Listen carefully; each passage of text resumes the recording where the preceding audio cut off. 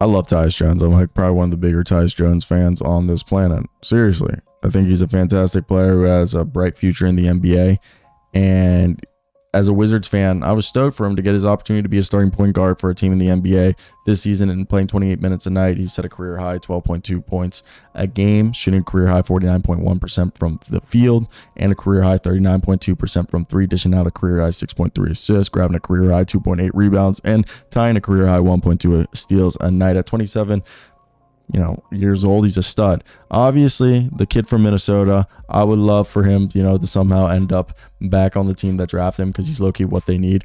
And we know that Minnesota has expressed interest in trading for him, as well as Monte Morris and Bones Highland. But, Wendell Moore, Shake Milton, and Troy Brown Jr. aren't really, moving the needle for me. While the Orlando Magic do have Chuma Okeke, Caleb Houston, and a few other guys that I think, you can maybe see if they could draw. But yeah, Tyus Jones, according to my co-worker Michael Scotto, is drawing interest from the Magic, Spurs, Nets, Lakers, T-Wolves. He does want to remain a starter, and the Wizards do value him as a potential piece going forward and are open to re-signing him this summer. And they've recently been reported that they're on a mandate to get picks, and they covet a future first-round pick to consider parting ways with Tyus Jones. Now, I do think Tyus Jones, when we looked at those teams, you could find a team that could pry him off. I just think that, he's a guy that it doesn't work with Jordan Poole because of the undersized, but I still think, man, dude, he's a solid player, and I think a lot of teams are going to try to lowball the Wizards, but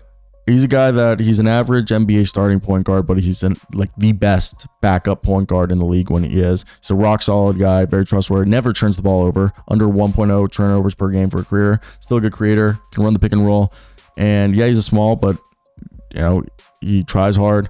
And great locker room guy, NCAA title winner, Final Four MVP. I'm just a big fan of his, and I think there's a place for him in this league. It's just a matter of, again, when I said he's making this season $14 million, so for a team like the Magic, it's for the T-Wolves, it's a bit harder because you might have to give up like freaking Kyle Anderson or somebody that I don't think it's worth it. Like, yeah, a package of Shake Milton, Troy Brown Jr., and Wendell Moore could get that deal done, but like, I don't know if it's enough. Then you're seeing other teams that we're hearing are potentially, it's difficult because, like we said, the Spurs, they could eat it and they could just say, here's Devontae Graham or whoever you want. The Spurs could do the deal easily. They have the assets. The Spurs, it's just a matter if they want to do it. Same thing with Orlando. Orlando could do this deal if they want it. Okay, they could just package and be like either Cole Anthony, Chuma Okeke, Caleb Houston, some sort of package right there. They're able to, they would be able to take the deal back. Now, the Lakers, it would have to be like Gabe Vincent and Jalen Hood-Schifino and some second round picks. I don't think that one's happening.